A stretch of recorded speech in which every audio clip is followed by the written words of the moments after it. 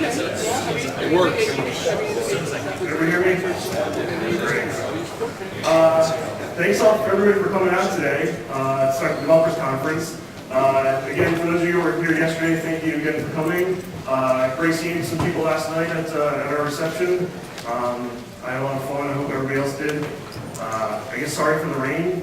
I was told it rained. I was like there the entire night, and I came out and it was like humid, but that was AC, right? But I guess it rained a lot. Okay, so this is the first day of the developers conference. We've got 3 days of talks planned, followed by our Friday Hack Fest. We'll explain a little bit more about that for those of you who are a bit new to the kind of community and concept of this. But just to give us a quick start off, I really do again want to thank our sponsors. A lot of them have booths out there that you can go and check out, see their wares, see their ideas. But they really help hold us together and make sure that this works. And things like the reception and banquet tonight are all possible because of the support of a really great group of sponsors and companies who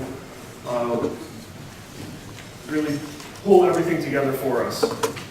The other people that pull everything together for us are our organizers and the volunteers. So I want to give them a shout out to make sure that they're recognized for the work that they've done to help us make sure this gets put together on time and tells me when I'm wrong and tells me what to do when I have no idea what's going on with the next part of the conference. So we'll say more about them later as well. All right, this is the conference overview. If you go to, on the brochure that was handed out, you'll see this image, the handout, basically the programs for the event. Mostly just look at the front page and it links to the website of the conference, right? www.tronda.com/grcon15. The agenda is posted there. There is also a short list as far as like the title and the times of all the talks for the rest of the week. So you can go there, check that out, see what's being discussed and talked about at different times. Then there's a presentation. If you go to, there's like a menu for the conference. There's a presentations page as well as the kind of short agenda. And in the presentations page is the abstracts. Not all abstracts are there right now. It's just kind of the title and time and speaker. But eventually we will have all the abstracts up there as well as the presentations themselves. So we're trying to make all the presentations that we can available to the community after this is over. And we're recording, so with luck, we'll have good audio and good video quality, so we can edit this and post these online in a few weeks to months, depending on how we are about getting that done. So we haven't recorded the GRCon for a couple of years now. It's something that people ask about. I think it's a good thing to get out there because there are some really good talks. A lot of good information comes from everything in this conference. So this year, hopefully, we'll be able to post these online and make sure we have a record of all the cool stuff that's happening and being talked about. Let me talk. Let me just make sure I know where I am here. So this is the agenda. You can see here. Maybe I'll flip back and forth between these two pages. Starting Tuesday, Wednesday, Thursday. Kind of switching up our opening a little bit. Hopefully we won't talk for 45 minutes. We want to give our keynote a little bit more time. And I'll introduce the keynote, Jim Latoll, in a second. But we have a few things to kind of point out about kind of the nature of the agenda. First off, we have, aside from myself and Johathan who not only help run the project together, we sponsor the program, we sponsor the conference as well, but our kind of 3 other big platinum sponsors who really help us with support, both financial and people that work with us on this. So they're kind of given a day each. It's kind of like a sponsored day. So each day we have a different kind of sponsored talk. Right, so they help us with the projects. They get some time to address everybody. So we'll do that. Mostly they're going to open the day like tomorrow and Thursday. We've got our keynote first, and then we'll hear from Matt Edis after a break. Most everything else is separated. Let me just go to this concept here. Separate kind of color coded as far as what's happening. So you'll see apps and research and tutorials. So I just want to explain a little bit about what that means. I guess the only distinct difference back here is one of our apps and research is what we famously call the Baldwin Show. For those who have not seen the Baldwin Show before, by the time he's done, you'll know why we give it its own special name. But we have, we separate into tutorials, and I know that's kind of a weird naming because tutorials tends to mean these like hands-on tutorials, like what Johathan did yesterday, where he walked through, going through like building an FM receiver.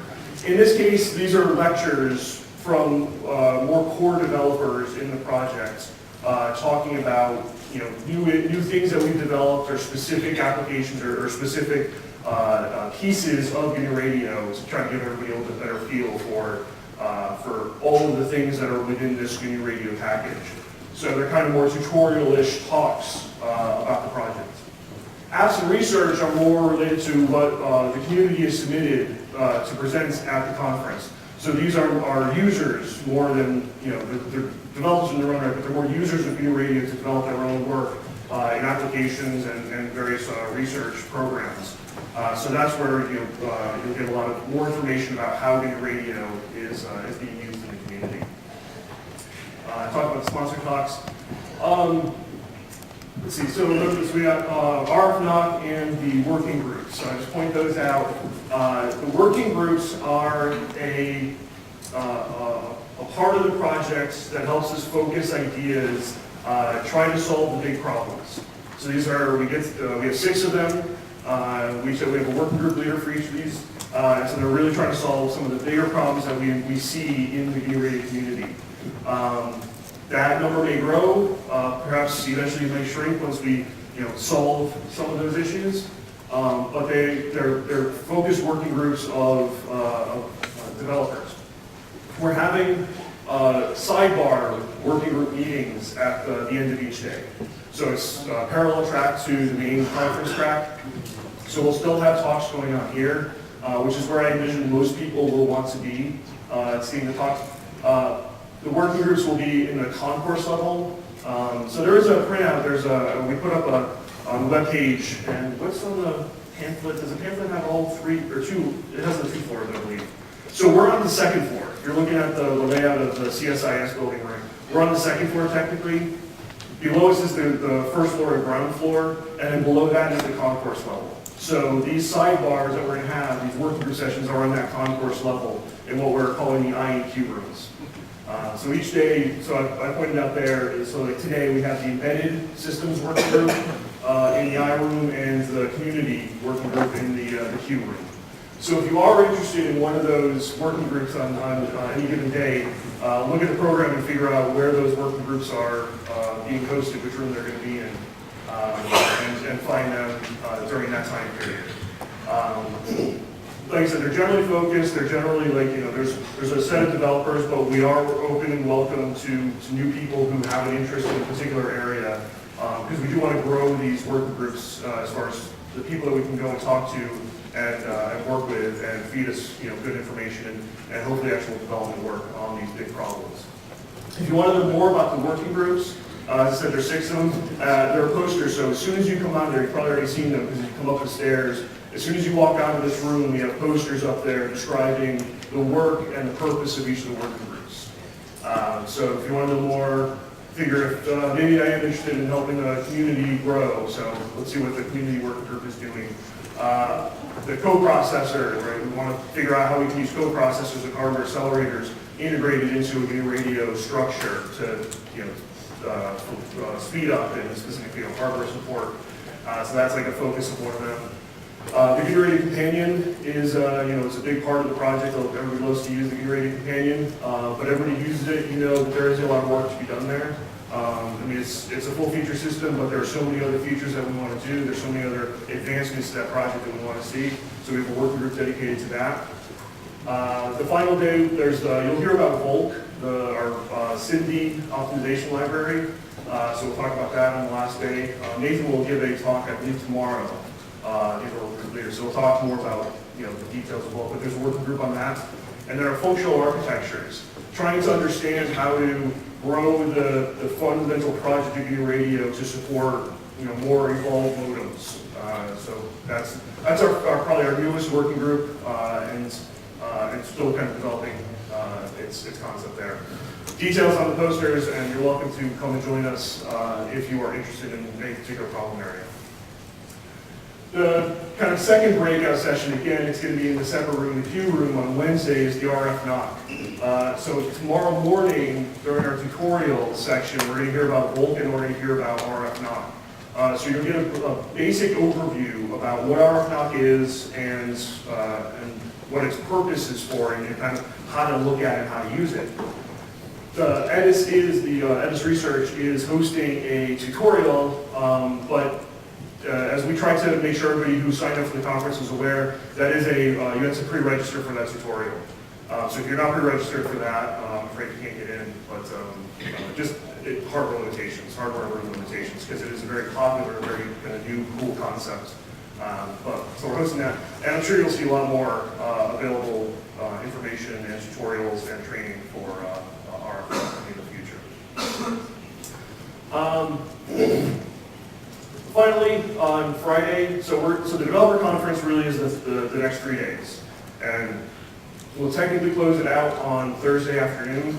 But Friday we have this all-day Hackfest, and if you're not familiar with the Hackfest, you might have called them code sprints. It's another term that we use, maybe a bit more professional term that you might want to sell it to your bosses with.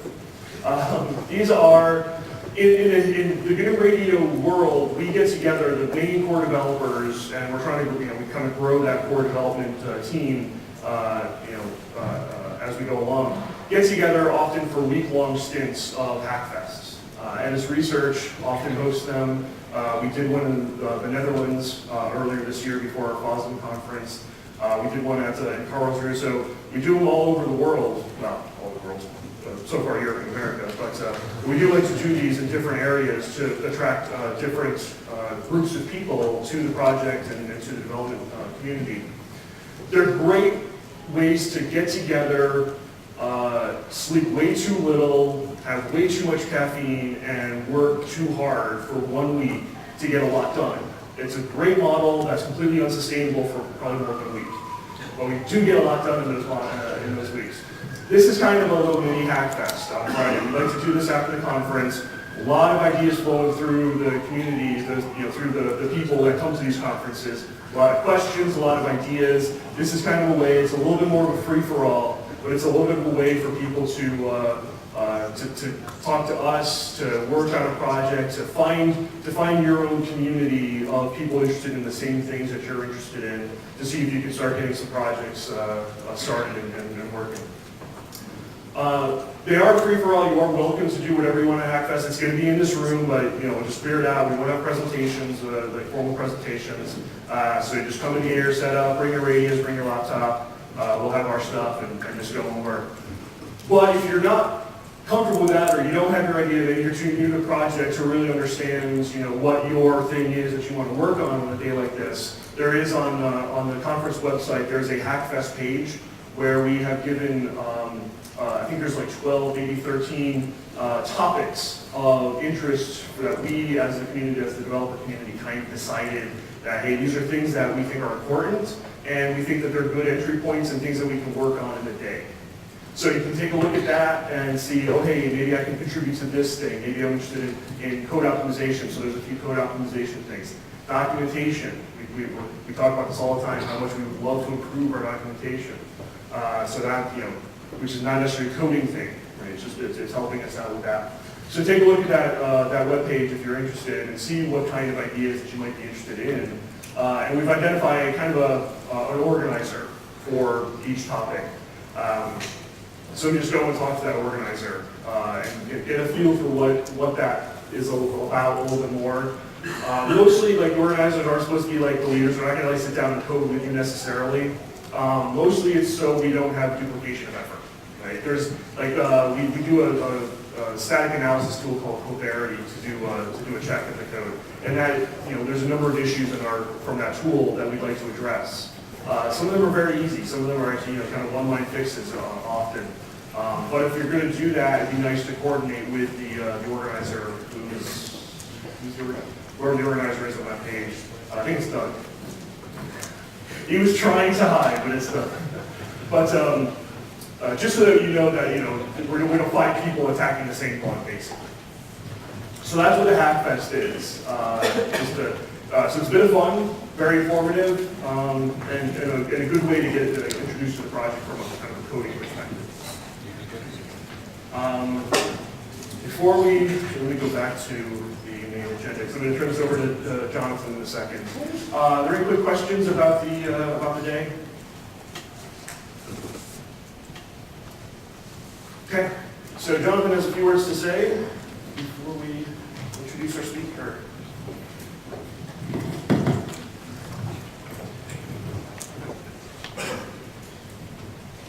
Thanks, Tom. And I will make one correction to Tom's comment that the Hackfest caffeine is probably not the most ingested substance.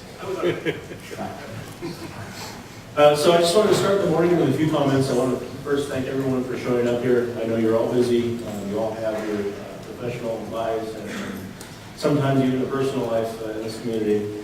And you've taken the time to come hear what we have to say about GNU Radio.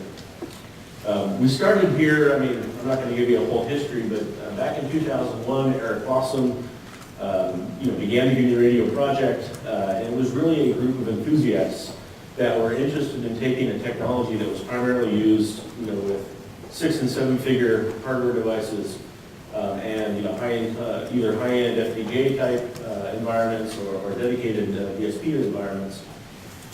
And their objective was to bring this technology sort of to the masses. So we had GNU Radio. A couple years later, Matt Edis got involved with the development of the original use of one hardware, and we see how well that's turned out for everyone with the proliferation of not only Edis research projects or products, but all of the other companies that have come into the space now following Edis research and producing the class of devices that they do.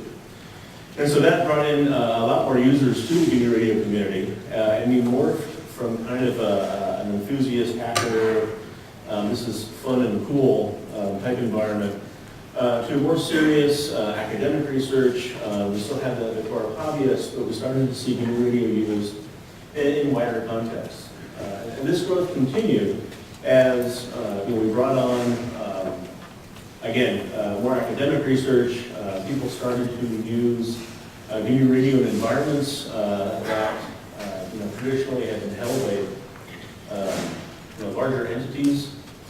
And around 2008 or 2009, we started realizing that there was a community around the software that we needed to organize into a more cohesive mass.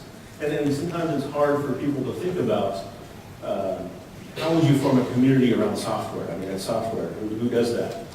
But in the open source world, what we get a lot of today still is that people who write code will contribute back to the project, and then everybody else in the project gets the benefit of that. And so we have this interchange of software and ideas on the mailing list.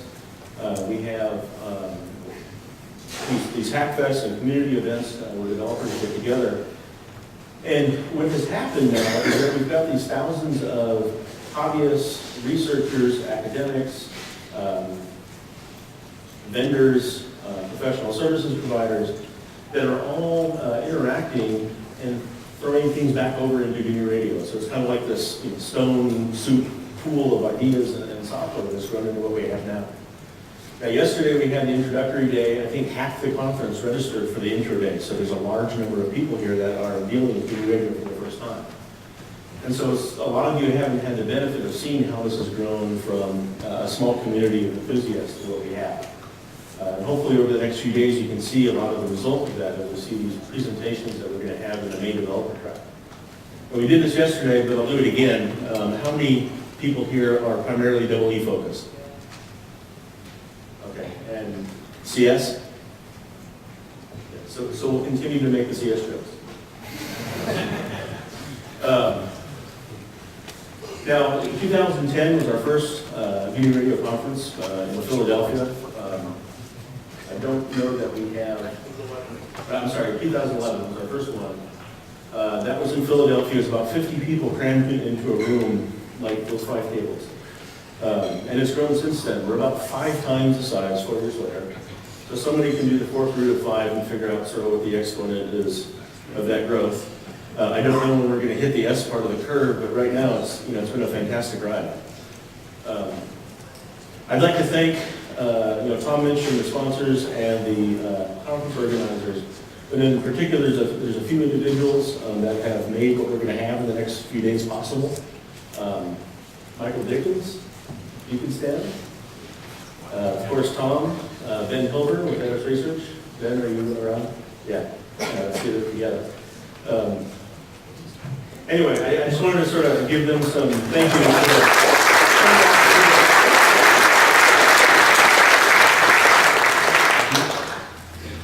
Oh, Martin Ron. There he is. Another Edis. Also, we have a long list of volunteers that have worked to help set up the booths, distribute all the material, all of the arrangements for the power and everything, and have been done by this group. I won't go over them by name, but if you are a volunteer with the conference, stand up. One more round of applause for This facility is quite nice. It's a nice step up from what we've been doing for the last few years. Thanks, Tom. If there's anything that you need from a facility perspective, you can come talk to us. Or we have two, there's Tara and Alyssa. They're probably out actually doing their jobs. But if you need anything at all whatsoever related to the facility, talk to us or talk to one of them. Thanks again.